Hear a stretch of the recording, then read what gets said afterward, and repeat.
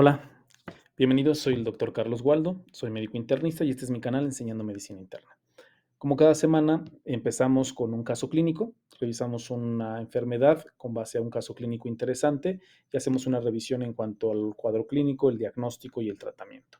Esta semana me gustaría abordar un caso clínico acerca de una enfermedad que es muy interesante, es muy bonita su abordaje, su manejo, su tratamiento, que es como es el hipogonadismo. Vamos a revisar, vamos a empezar con el cuadro clínico. Es un paciente de 48 años de edad que acude a la consulta refiriendo disminución progresiva de la energía y disminución gradual tanto del líbido como de la función eréctil durante los últimos 18 meses. También ha notado disminución de las erecciones matutinas y califica su líbido de 3 a 4 en una escala de 10 durante los últimos 6 meses. También informa falta de motivación, disminución en el estado de ánimo, deprimido, problemas de concentración y trastornos del sueño. No informa pérdida del cabello, no hay dolor de cabeza, mareo y ninguna disminución en la frecuencia del afeitado. Por lo demás, la revisión de sus sistemas no tiene nada en especial. En cuanto a sus antecedentes, el paciente refiere que está casado, tiene 3 hijos, pero no desea tener más hijos, trabaja como ingeniero de software y lleva un estilo de vida sedentario, no realiza nada de ejercicio. No fuma, toma bebidas alcohólicas de manera ocasional los fines de semana, se le diagnosticó dislipidemia hace 3 años, no tiene hipertensión, no se conoce con diabetes y los medicamentos que actualmente toma son atorvastatina, vitamina E y multivitamínicos. En cuanto a la exploración física, encontramos signos vitales dentro de parámetros normales, con presión normal, frecuencia cardíaca normal, con una talla de unos 78 metros y peso de 104 kilos, lo que lo cataloga en una obesidad grado 1 con índice de masa corporal de 32.8. A la exploración física lo encontramos alerta, orientada, los hallazgos en el examen cardiovascular y pulmonar son normales, tiene mamas grandes y grasas pero sin tejido glandular palpable, abdomen con obesidad central con una circunferencia de la cintura de 122 centímetros, sin dolor a palpación, sin visceromegalias, sin estrías. El examen genitourinario revela una distribución normal del vello, un pene de tamaño normal y testículos ligeramente blandos con un volumen testicular de entre 18 a 20 mililitros bilateralmente. De primera instancia, en la consulta externa se le realizan o se le solicitan estudios de laboratorio, que son los que les estoy poniendo en esta diapositiva, la biometría hemática con hemoglobina normal, con sus parámetros normales, leucocitos junto con su diferencial completamente normal, plaquetas normales, creatinina y urea dentro de parámetros normales, electrolitos séricos normales, pruebas de función hepática como ALT, AST, albúmina normal, TSH dentro de parámetros normales, glucosa normal, BCG normal. El único parámetro que encontramos fuera de rangos es la testosterona total matutina en valores bajos de 120 con un punto de corte entre 270 y 1000 nanogramos sobre decilitro. Entonces, de todos los estudios o del abordaje inicial, solo encontramos testosterona total matutina baja. Lo que nos lleva a la primera pregunta del caso clínico: ¿cuál de las siguientes pruebas se debe ordenar a continuación? A, repetir la medición de testosterona total. B, medición de testosterona libre mediante prueba comercial. C, testosterona libre calculada. D, medición de la testosterona biodisponible. E, medición de inhibina B sérica. De todos estos estudios, ¿cuál sería el mejor para el paciente que les estoy presentando en el caso clínico, ¿no? Este paciente presenta varios síntomas y estos síntomas son, la verdad es que bastante inespecíficos, pero de manera colectiva, junto con una disminución en los niveles de testosterona, pues lo primero que tenemos que pensar es en el hipogonadismo, ¿no? El hipogonadismo va y los síntomas y los signos van a ser diferentes de acuerdo a dónde se presenta, a qué edad se presenta el paciente estos signos y estos síntomas. Cuando es antes de la pubertad, o sea, es decir, prepuberal, generalmente vamos a encontrar un paciente con pubertad incompleta o retrasada, ausencia del desarrollo de características sexuales secundarias, rasgos eunucoides y pene y testículos pequeños. Pero pues no es el caso de nuestro paciente. Nuestro paciente presenta un hipogonadismo postpuberal. Y estos son los signos y los síntomas que más o menos el paciente presentan cuando tienen hipogonadismo. Manifestaciones generales y cognitivas que son bastante inespecíficas y generales, como fatiga, falta de energía, poca motivación, deterioro de la concentración y la memoria, estado de ánimo deprimido, irritabilidad y alteraciones del sueño, mientras que las manifestaciones reproductivas sí son un poco más específicas, ¿no? Disminución de la libido, disminución de las erecciones matutinas que nuestro paciente presenta, disfunción eréctil, disminución de la frecuencia del afeitado, esta no la presenta nuestro paciente, disminución del vello corporal tampoco, ginecomastia tampoco, disminución del tamaño de los testículos tampoco, infertilidad o disminución de la producción de esperma, aparentemente no, por lo que nosotros ahorita sabemos. Hay algunas otras manifestaciones que los pacientes pueden presentar, como disminución de la densidad mineral óseo con osteoporosis, fracturas, pérdida de masa muscular y fuerza, aumento de la grasa corporal y del índice de masa corporal. En algunos pacientes se pueden presentar sofocos cuando hay una deficiencia grave de la testosterona, pero la mayoría de las manifestaciones de niveles bajos de testosterona son inespecíficas, como fatiga, problemas de concentración y todo esto, pero junto con la disfunción eréctil, la libido baja y la disminución de las erecciones matutinas, en nuestro paciente tienen una sugerencia bastante importante de que se pueda tratar de un hipogonadismo.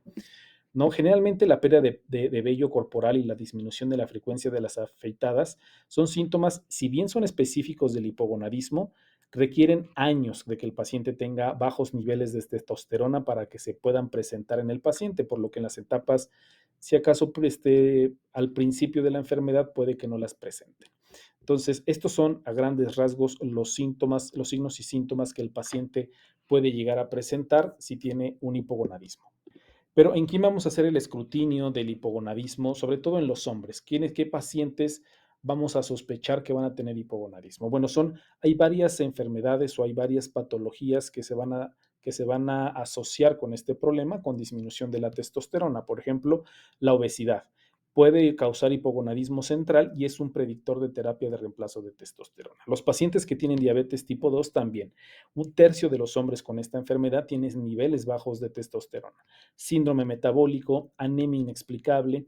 Se ha encontrado que la deficiencia de testosterona de moderada a grave se asocia con niveles bajos de testosterona, de hemoglobina, perdón.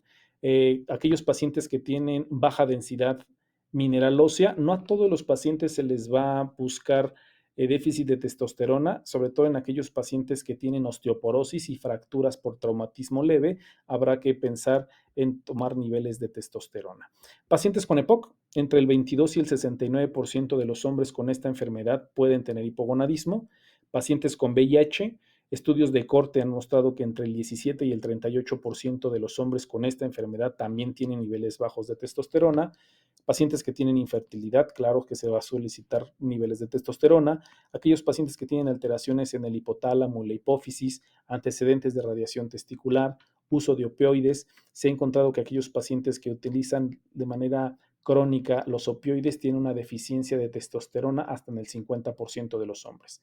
Si ha utilizado de manera crónica los glucocorticoides o si tienen el historial de uso de esteroides anabólicos androgénicos. El uso crónico de este tipo de medicamentos puede suprimir el eje hipotálamo, hipófisis, testículos y pueden causar hipogonadismo al retirarlo. Entonces, aquellos pacientes que lo pueden llegar a utilizar, sobre todo para ganar masa muscular o tener un poco más de fuerza para los entrenamientos, el ejercicio y el gimnasio, pueden llegar a provocar este tipo de problema de hipogonadismo. Pero vamos a hablar un poco sobre qué es la testosterona. Como ya sabemos, es una hormona esteroidea que circula en el suero como testosterona libre o unida a algunas proteínas plasmáticas. La proteína más importante por la que se transporta la testosterona es la globulina fijadora de hormonas sexuales, que por sus siglas en inglés es CHBG, y a la albúmina. La testosterona total, cuando nosotros solicitamos testosterona total, incluye la fracción libre, así como la unida, mientras que si nosotros solicitamos testosterona biodisponible, va a incluir tanto la porción libre como la pegada a la albúmina. Y esta que está pegada a la albúmina tiene baja afinidad y puede disociarse y utilizarse a nivel tisular. Para diagnosticar el hipogonadismo en los hombres y comenzar el tratamiento, las pautas actuales recomiendan que el paciente tenga características clínicas y pruebas de laboratorio de niveles bajos de testosterona. Entonces, tenemos que solicitar niveles de testosterona junto con el cuadro clínico que el paciente nos pueda presentar. Sin embargo, los niveles de testosterona total bajo no van a reflejar necesario un estado de hipogonadismo, ya que un hombre con niveles alterados de la SHBG o su capacidad de unión de esta misma proteína con la testosterona pueden tener niveles bajos de testosterona total, pero la testosterona libre normal no pero la testosterona libre va a estar normal y no va a presentar manifestaciones. Es decir, no nos podemos quedar solo con la medición de testosterona total porque no va a ser completamente diagnóstica, sino que tenemos que medir la testosterona libre para poder hacer el diagnóstico. Hay varias condiciones que pueden alterar los niveles de la proteína transportadora, que es de la SHBG, como es la obesidad, la diabetes, el envejecimiento, inclusive la disfunción tiroidea, entre otros. Entonces, debido a que nuestro paciente es obeso, su nivel de testosterona total no es un indicador confiable de hipogonadismo. Entonces, repetir el estudio de la testosterona total no tiene un valor diagnóstico. No valdría la pena volver a repetir la testosterona total. Por lo tanto, se debe usar una medida alternativa para ver si tienen los niveles bajos de testosterona. Desde un punto fisiológico, la testosterona biodisponible es la forma activa de la testosterona y es la más precisa para medirse en un paciente con hipogonadismo, porque hay que recordar, como ya les comenté en la diapositiva pasada, la testosterona biodisponible es la que nos mide la testosterona libre junto con la testosterona que está unida a la albúmina. Entonces, teóricamente sería la mejor forma de medir los niveles de testosterona que están teniendo una función en el organismo. Sin embargo, hay dificultades técnicas en su medición, no en todos los lugares lo hacen, hay falta de evidencia que correlacione la testosterona biodisponible con el cuadro clínico de hipogonadismo, por lo que se recomienda solicitar testosterona libre en los estudios de laboratorio o en el cálculo que más adelante hablaré de él. Estas son las guías de la Sociedad de Endocrinología, de la práctica clínica de endocrinología, y comentan que para el diagnóstico, el estándar de oro para la medición directa de la testosterona en libre en suero es la diálisis en equilibrio. De hecho, aquí nos lo ponen. Nosotros recomendamos para el diagnóstico de hipogonadismo en hombres con síntomas y signos de deficiencia de testosterona y con niveles bajos inequívocos de testosterona total y testosterona libre. Entonces se deben de solicitar ambos estudios, tanto testosterona total como testosterona libre, para poder hacer o realizar el diagnóstico. Como les comentaba, el estudio, el estándar de oro es la testosterona libre en suero, es la diálisis en equilibrio, pero esto es costoso, lleva mucho tiempo. Existen algunas pruebas comerciales que pueden venderse con facilidad, sin embargo, se consideran que son poco confiables, por lo que la forma más factible de hacer la medición de la testosterona libre es mediante ecuaciones, que nosotros solicitamos testosterona total más los niveles de ACHBG y los niveles de albúmina, y con eso hacemos algunas ecuaciones que podemos encontrarlas en cualquier parte en internet sobre el cálculo de testosterona libre con estos tres parámetros, y nos puede dar valores muy cercanos al estándar de oro, como son los que se realizan por diálisis en equilibrio. Entonces, hasta ahorita, entonces, cuadro clínico, que el paciente tenga el cuadro clínico de hipogonadismo, solicitar niveles de testosterona total como de manera de escrutinio. Si la testosterona total está alta, no hay necesidad de solicitar otra vez niveles de testosterona total, pero sí podemos realizar la medición de testosterona libre. No de la biodisponible, como ya les había comentado, pero sí de la testosterona libre. Los niveles séricos de testosterona libre varían, también hay que tomar en cuenta que varían de acuerdo a varios factores. Se ha encontrado que los valores por la mañana son más altos que en el transcurso del día, inclusive van disminuyendo, inclusive hay algunos factores como la comida que pueden reducir los niveles de testosterona, y existe una variación considerable en el transcurso del día, por lo que se recomienda que se hagan dos mediciones por la mañana en 2 días diferentes para poder hacer el diagnóstico de hipogonadismo. Al paciente se le realizaron pruebas matutinas de testosterona total, ACHBG y albúmina en ayunas, y se realizó el cálculo que ya les había comentado y nos dio un valor de 3 nanogramos sobre decilitro, teniendo un valor de referencia entre 4.5 y 17. Como pueden ver, estaban niveles bajos de testosterona libre. Se repitió el estudio para confirmar el diagnóstico y también volvió a salir disminuidos los niveles de testosterona libre. Con estos resultados podemos indicar que el paciente, junto con el cuadro clínico, es compatible con hipogonadismo. Lo que nos lleva a la pregunta número 2 en este caso clínico. El siguiente paso a seguir en este paciente, que ya tenemos un cuadro clínico sugerente, tenemos testosterona total disminuida, testosterona libre disminuida por medio de las ecuaciones que ya les había comentado. Entonces, el siguiente paso a seguir con él, ¿qué sería? A, medición de LH y FSH en suero, medición de la prolactina sérica, ultrasonido escrotal, prueba de estimulación de la hormona liberadora de gonadotropina o análisis de semen. Recordando un poco el eje hipotálamo-hipófisis, Tenemos el hipotálamo, que va a liberar a la hormona liberadora de gonadotropina para estimular a la hipófisis anterior. La hipófisis anterior va a liberar la FSH o la hormona folículo estimulante y la hormona leutinizante, que la LH específicamente va a actuar sobre las células de Leydig para que los testículos produzcan testosterona, mientras que la FSH va a actuar sobre las células de Sertoli y junto con la testosterona va a provocar espermatogénesis en los túbulos seminíferos, como estamos viendo en la diapositiva. La testosterona va a actuar de manera central haciendo una retroalimentación negativa, es decir, una vez que se eleven los niveles de testosterona, actúa como retroalimentación negativa a nivel del hipotálamo para bloquear la producción de los niveles de GnRH y disminuir también la liberación de FSH y LH. Ok, pero entonces, ¿qué es el hipogonadismo primario? El hipogonadismo primario ocurre cuando hay una falla testicular, es decir, cuando el testículo está fallando y no está produciendo testosterona. Cuando hay una disminución, cuando también hay una afección de las células de Sertoli, también va a haber una disminución de la inhibina B, lo que va a provocar una pérdida de la retroalimentación negativa. Al no producirse testosterona, no hay una retroalimentación negativa, por lo que tanto se va a incrementar la cantidad de los niveles de LH y FSH que se van a producir a nivel de la hipófisis, por lo que se va a denominar hipogonadismo hipergonadotrópico, es decir, hipogonadismo porque hay baja cantidad de testosterona, hipergonadotrópico porque se está produciendo una gran cantidad de LH y FSH para estimular a los testículos, pero no hay nada que estimular porque los testículos están fallando y no están produciendo nada. Esta falla testicular también va a provocar una disminución en la espermatogénesis, por lo que los pacientes van a cursar con infertilidad y es precisamente en este tipo de pacientes que no se va a poder restaurar la fertilidad porque precisamente los testículos son los que no están funcionando.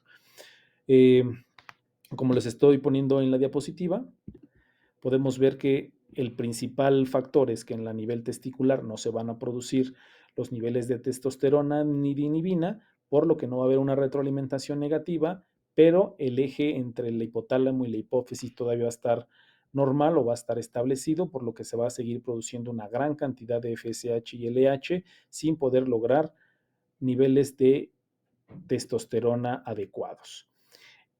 Entonces tenemos dos tipos de hipogonadismo, el hipogonadismo primario y el hipogonadismo central, que es lo que tenemos que discernir entre los pacientes que tienen hipogonadismo, y entonces el hipogonadismo, para poder diferenciarlo, tenemos que solicitar niveles de FSH y niveles de LH para poder diferenciar de estas dos enfermedades. Ya vimos entonces que en el hipogonadismo primario hay una disminución de testosterona con una elevación de la FSH y LH. En el hipogonadismo central, ¿qué es lo que va a suceder? Puede ser que no se produzca LH y FSH por parte de la hipófisis, que esto lo llamaríamos un hipogonadismo secundario, o si de plano el hipotálamo es el que está alterado y no va a producir GnRH. A este se le va a llamar hipogonadismo terciario, porque no va a producir GnRH, por lo que no se va a estimular en la hipófisis y la hipófisis no va a poder producir LH y FSH y a su vez no se va a producir testosterona. Por eso entonces tenemos el hipogonadismo primario que afecta a los testículos, hipogonadismo secundario que afecta a la hipófisis, hipogonadismo terciario que afecta al hipotálamo. La falta de hormona leutilizante va a resultar en la falta de estimulación de las células de Leydig para reproducir testosterona y por tanto va a haber deficiencia. La falta de FSH junto con la deficiencia de testosterona también va a provocar una disminución en la espermatogénesis, por lo que el paciente va a tener infertilidad.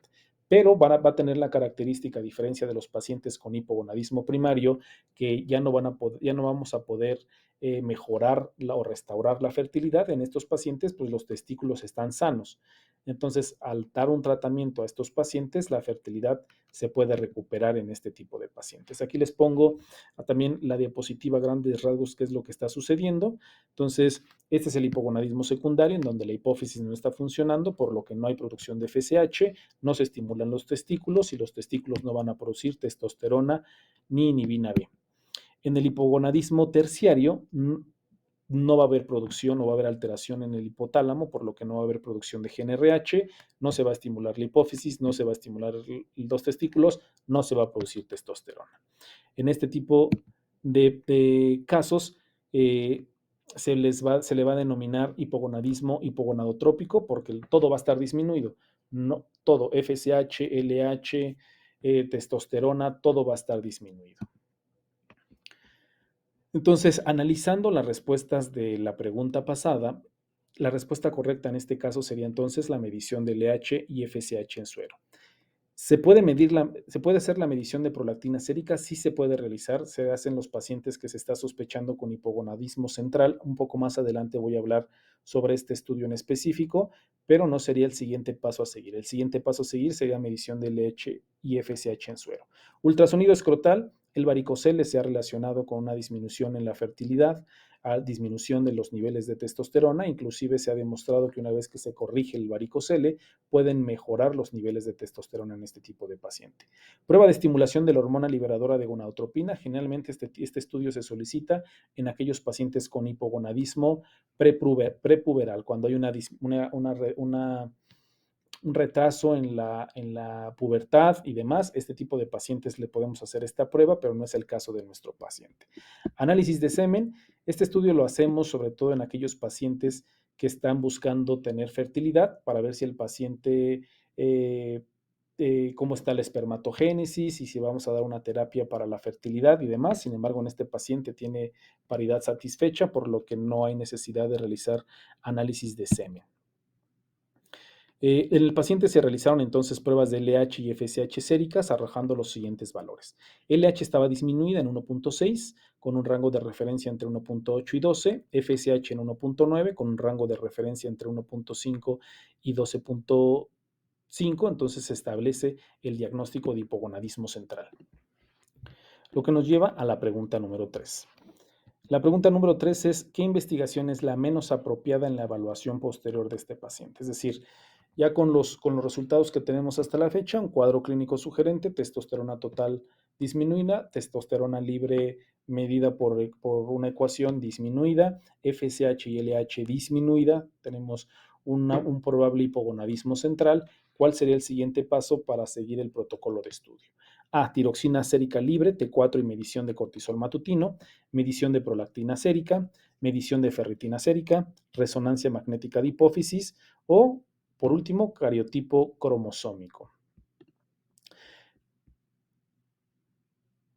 Cuando tenemos un diagnóstico de hipogonadismo central, se justifica la evaluación de posibles causas. ¿Qué es lo que puede estar causando que el paciente esté cursando con hipogonadismo central?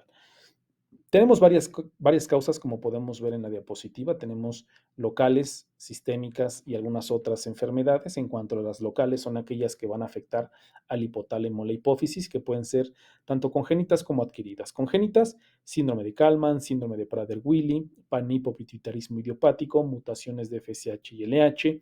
Y en cuanto a las adquiridas, pues tumores hipofisiarios, destrucción hipofisiaria por radiación o cirugía, apoplejía hipofisiaria, traumatismo craneoencefálico, meningitis, sobre todo por tuberculosis, enfermedades infiltrativas como hemocromatosis y algunas enfermedades sistémicas también pueden provocar este problema de hipogonadismo central.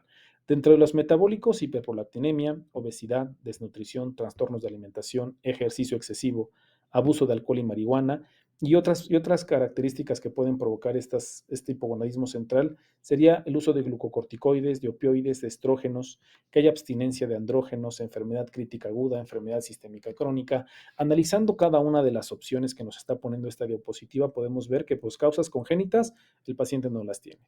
Adquiridas, tumores, destrucción, apoplejia, tendremos que hacer otros estudios para determinar si tiene alguna de estas causas adquiridas locales.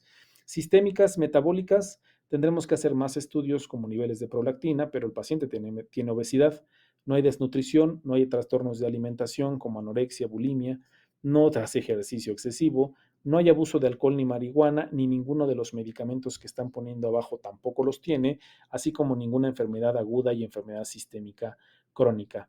Este tipo de información sobre las causas que pueden provocar las patologías y poder hacer el diagnóstico diferencial por medio del protocolo que vamos haciendo paso a paso es un ejercicio bastante bueno. Entonces, ¿le pediríamos tiroxina libre y cortisol matutino? Pues sí, la respuesta de la pregunta realmente sería esa. Bueno, dentro de las preguntas acertadas sería la medición de tiroxina libre y cortisol matutino. Dado que los valores de LH y FSH en nuestro paciente están disminuidos y estamos pensando en que probablemente se trate de un hipogonadismo central, lo que tenemos que hacer es solicitar ciertos estudios para tratar de evaluar el resto de los ejes de la hipófisis anterior. En los pacientes que tienen anomalías hipofisiarias, la T4 libre es una prueba más fiable para evaluar la función tiroidea más que la hormona TSH, debido a que la pérdida de retroalimentación negativa de las hormonas tiroideas sobre una hipófisis enferma. Y la medición de otros valores como la prolactina y cortisol también nos va a ayudar a evaluar la hipófisis anterior, sobre todo para ver cómo está el estado de la hormona adenocorticotrópica, ¿no? Niveles de prolactina o medición de prolactina. Sí, la medición de prolactina es importante para evaluar si el paciente no tiene hiperprolactinemia, porque si el paciente tiene hiperprolactinemia, esto podría provocar hipogonadismo por inhibición de la secreción de GnRH por retroalimentación negativa. Y hay diferentes condiciones patológicas, fisiológicas o farmacológicas que nos pueden llegar a provocar elevaciones de la prolactina. Prolactinomas, lesiones hipofisiarias, lesiones hipotalámicas, hipotiroidismo primario, algunos medicamentos antipsicóticos, en fin. Entonces, dentro del protocolo de estudio, aparte de pedir tiroxina libre, cortisol, tenemos que pedir prolactina en este tipo de pacientes. Ferritina puede ser uno de los valores, otro de los valores que podemos pedir al paciente, sobre todo para descartar enfermedades infiltrativas, como es la hemocromatosis. Entonces, también está indicada la medición de en este tipo de pacientes. Resonancia magnética, pues ni qué decir, ¿no? Se tiene de realizar para diagnosticar lesiones estructurales tanto de la hipófisis como el hipotálamo. Está indicada sobre todo para pacientes que tienen disfunción hipofisiaria, hipogonadismo central, manifestaciones de defecto de masa, como son cefalea, defectos en el campo visual, que tengan hiperprolactinemia persistente, que tengan panhipopituitarismo, etc. Las guías de endocrinología nos recomiendan que se tiene que realizar la resonancia magnética en aquellos pacientes que tengan una testosterona total por debajo de 150, lo que nuestro paciente cumple porque si recordamos su testosterona total estaba en 120. Entonces, analizando las respuestas de la pregunta, ¿cuál de estas no sería útil para nuestro paciente? Pues el cariotipo cromosómico no estaría indicado en nuestro paciente porque se realiza en aquellos pacientes en el que estamos sospechando de síndrome de Klinefelter, como aquellos pacientes con cariotipo 47XXY, lo que no es el caso de nuestro paciente, pero el resto de los estudios sí tenemos que solicitarlos. Sí, tenemos que pedir tiroxina libre, medición de cortisol, prolactina, medición de ferritina y resonancia magnética. Cuestión que se le realizó al paciente y todo salió normal. Prolactina normal, T4 libre normal, cortisol, ferritina y la resonancia magnética, no observamos ninguna alteración local en la hipófisis ni en el hipotálamo. Al hacer un reinterrogatorio del paciente, a reevaluar a nuestro paciente, reinterrogándolo, pues vimos que no hay traumatismos cráneoencefálicos, no hay radiaciones de cabeza y cuello, no hay ninguna causa que nos justifique el hipogonadismo central de nuestro paciente, a excepción de la obesidad. El paciente, recordando, teniendo un índice de masa corporal de 32.8, por lo que el hipogonadismo puede ser secundario a este problema. Y este problema se le denomina MOSH, por sus siglas en inglés. Es Male Obesity Associated Secondary Hypogonadism. Ese es el nombre en inglés, por lo que se le considera síndrome de MOSH. Hay un estudio transversal que demostró que el 40% de los hombres obesos no diabéticos que tienen un índice de masa corporal por arriba de 30, mayores de 45 años, tienen niveles bajos de testosterona libre en suero, en comparación con el 26% de los hombres delgados que tienen un índice de masa por debajo de 25. Este es el estudio que nos habla sobre este tipo de problema y disminución de la testosterona en pacientes con obesidad. Hay varios mecanismos que nos explican por qué el paciente con obesidad puede tener este tipo de problema o de hipogonadismo central. El tejido adiposo posee actividad aromatasa que convierte los andrógenos en estrógenos. Al producir de manera periférica los estrógenos, podemos provocar que haya una inhibición o una retroalimentación negativa para la secreción de gonadotropinas hipofisiarias. Los pacientes que son obesos, es decir, entre más tejido adiposo tengan, pues mayor actividad de aromatasa van a tener, por lo que van a producir mayor cantidad de estrógenos, va a provocar más retroalimentación negativa y esta retroalimentación negativa nos va a generar un hipogonadismo secundario. Otra de las explicaciones es que hay una hormona producida por los adipocitos que es la leptina, que también aumenta entre más obeso el paciente, pues mayor cantidad de leptina va a producir y esto está relacionado inversamente con los niveles de testosterona. Entre más niveles tengamos de leptina, se ha visto que disminuyen los niveles de testosterona. Y la leptina también tiene un efecto inhibidor sobre la vía enzimática que sintetiza la testosterona en las células de Leydig. Y por último, otro de los las teorías que se tienen son con las citocinas proinflamatorias. Aquellos pacientes que tienen obesidad se sabe que viven en un estado de inflamación constante y pues esto está implicado en una alteración a nivel del hipotálamo para liberación de la GnRH, lo que provoca una disminución de la testosterona. Entonces tenemos estos tres mecanismos principales que nos habla la literatura sobre por qué se puede producir un hipogonadismo central en aquellos pacientes que tienen obesidad. ¿Cuál sería el tratamiento? Hay estudios. Este es un estudio piloto que demostró que cambios en los estilos de vida, es decir, reducir la obesidad, puede disminuir puede mejorar los niveles hormonales, y aumentar los niveles de testosterona, y la cirugía bariátrica también ha demostrado que puede ser exitosa y mejorar los niveles de testosterona.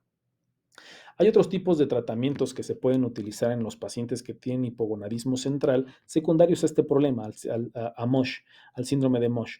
El citrato de clomifeno es uno de ellos. Es un modulador selectivo de los receptores de estrógeno que se encuentra a nivel del hipotálamo, por lo que aumenta la secreción de testosterona endógena al inhibir la retroalimentación negativa de los estrógenos en el hipotálamo y la hipófisis.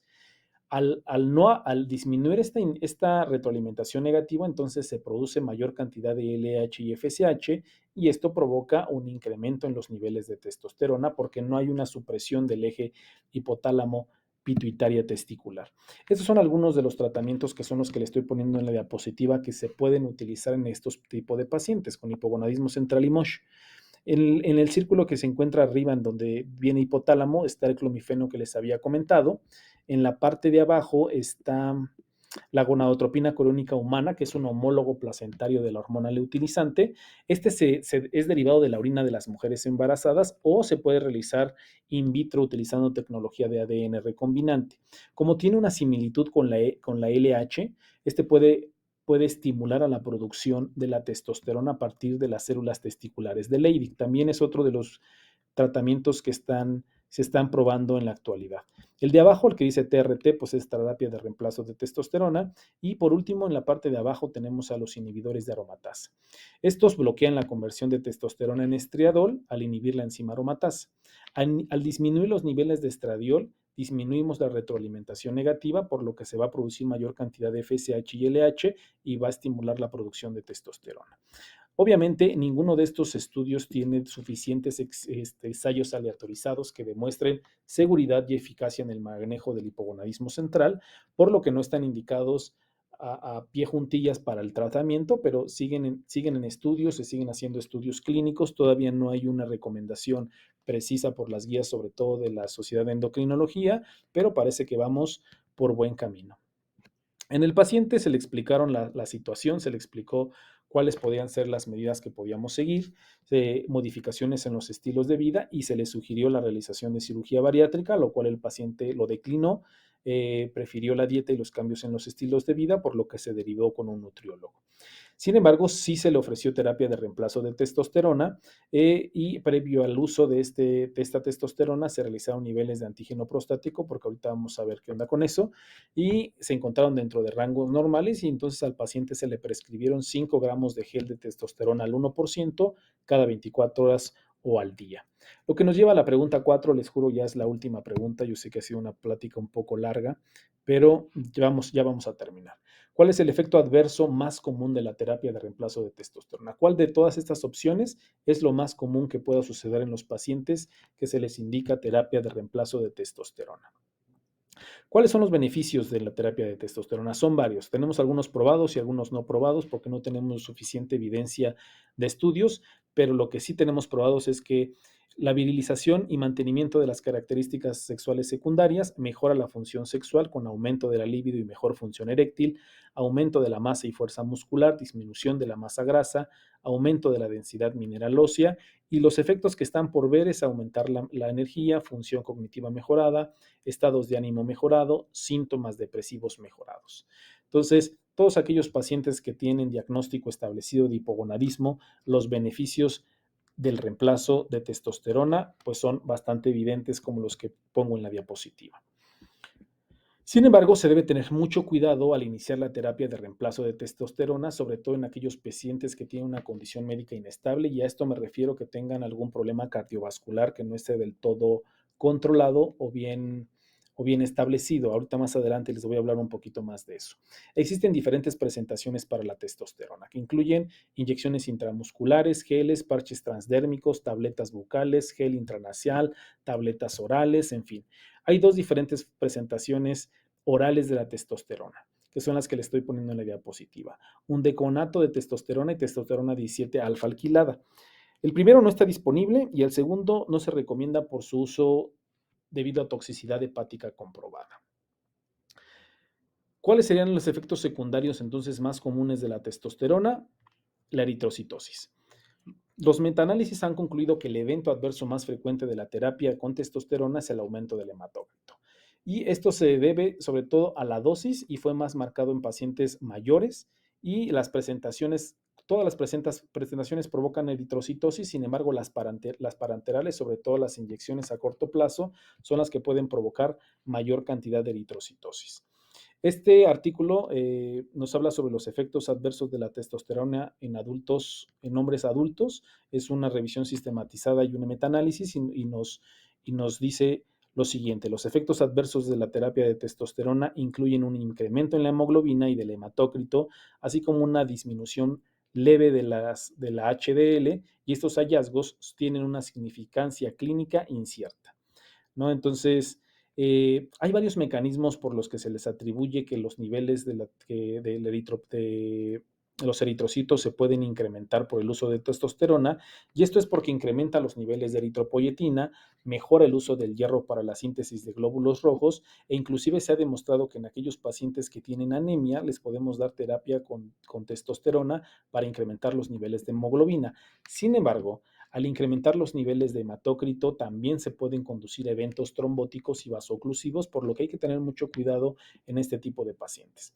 Por lo que se recomienda enfáticamente medir los niveles basales de la hemoglobina o del hematócrito antes de iniciar la terapia de reemplazo hormonal y posteriormente cada 3 o cada 6 meses para poder hacer un ajuste al tratamiento o si de plano tenemos que suspenderlo. Este es un esquema muy simplificado, muy rápido de cómo tenemos que hacer las mediciones de hematócrito en aquellos pacientes que hemos decidido iniciar niveles de terapia con testosterona. Hacemos un hematócrito basal previo a la testosterona. Si está por debajo de 50, hay que iniciar terapia y monitorizar el hematócrito. Si sube por debajo de 54, hay que medir testosterona total. Si está alto, disminuimos la testosterona. Si está bajo, normal, hacemos mediciones de la proteína transportadora o la testosterona libre. En fin, esos son los pasos que tenemos que seguir en los pacientes que iniciamos testosterona y con la medición del hematócrito en cada uno de los pacientes. Entonces, analizando las respuestas de la pregunta que les hice previamente, que cuál es el efecto adverso más común, pues es la eritrocitosis, ¿no? Sería la respuesta B. Testosterona y cáncer de próstata, la relación, históricamente se creía que la terapia de reemplazo de testosterona aumentaba el riesgo de cáncer de próstata. Hoy en día existen estudios, metaanálisis recientes que han demostrado que no es así. Sin embargo, las guías de la Sociedad de Endocrinología nos comenta que todos aquellos pacientes que estamos con terapia de testosterona tenemos que hacer revisiones de próstata de manera frecuente para ver que todo se encuentre dentro de parámetros normales. Sin embargo, hay que decirlo, no es el efecto secundario o el efecto adverso más común en el uso de la testosterona.